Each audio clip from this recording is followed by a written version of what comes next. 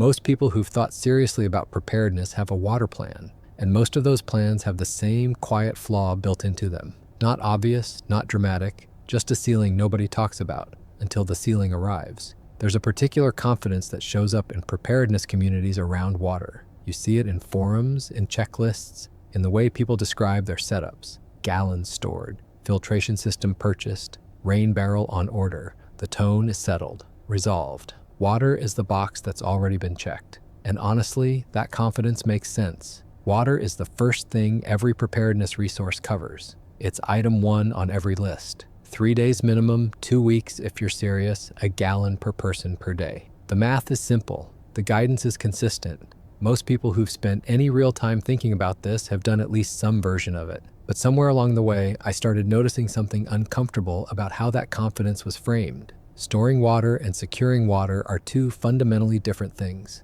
And almost everything preparedness culture calls water security is really just water storage. That's not nothing. Storage matters, but it has a ceiling, and the ceiling arrives faster than almost anyone expects. Think about what a real disruption actually looks like. Not the clean scenario. You're home, the disruption runs 2 weeks, you work through your supplies, things normalize. Think about the messier version, the one where the situation compounds, where it runs longer than the forecast, where the stored supply disappears faster than expected because the reality demands more cooking, more sanitation, more people, more stress, where the 2-week estimate was always based on minimum use, not actual use. A gallon per person per day is a survival floor. It's not how people live, even under stress. Most people use considerably more than a gallon in an ordinary day without ever noticing.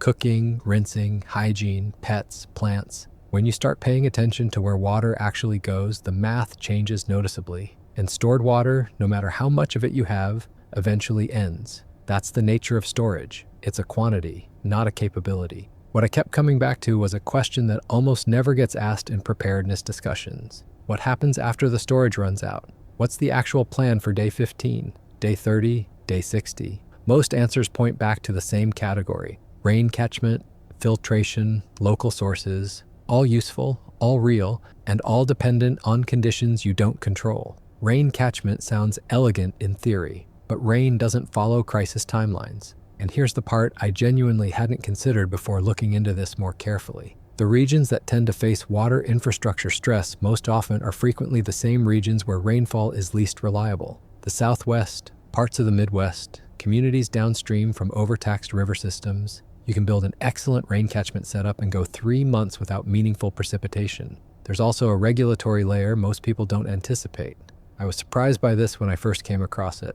Water rights law in the United States is considerably more complicated than most people assume. And in some states, collecting rainwater from your own roof is either restricted or requires permitting. The intuition that rain falling on your property is simply yours to use is, in several jurisdictions, legally inaccurate. Local sources, streams, rivers, wells, are worth developing where possible, but they introduce their own dependencies. Groundwater drops during drought. Surface sources get contaminated.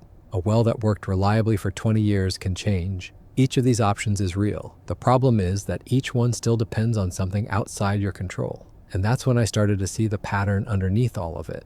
Most water strategies, when you trace them back far enough, are passive. They depend on water existing somewhere accessible and being transferred. Caught, pumped, filtered, carried. The source is always external. The system is always downstream of conditions you don't set. So I found myself asking a different question. What would an approach look like that didn't depend on external conditions at all? Not rain, not groundwater, not infrastructure. Something that worked regardless of what was happening outside. That question led me somewhere I honestly hadn't expected.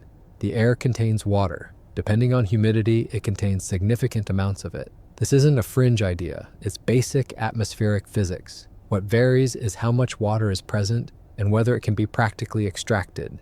Atmospheric water generation, pulling moisture directly from the air and condensing it into drinkable water, has existed in various forms for decades. The military has used versions of it in environments where no other water source was available. Aerospace engineering developed it for conditions where it was simply the only option. The core mechanism is straightforward. Cool air to its dew point, collect the condensate, filter it. When I first came across this in the context of household preparedness, my honest reaction was skepticism. It sounded like something between a science project and a marketing angle. Some of the claims attached to products in this space are easy to dismiss, and I dismissed them at first. But the underlying physics isn't the problem. The physics works. What varies is scale, efficiency, humidity conditions, and how well a particular system is actually built.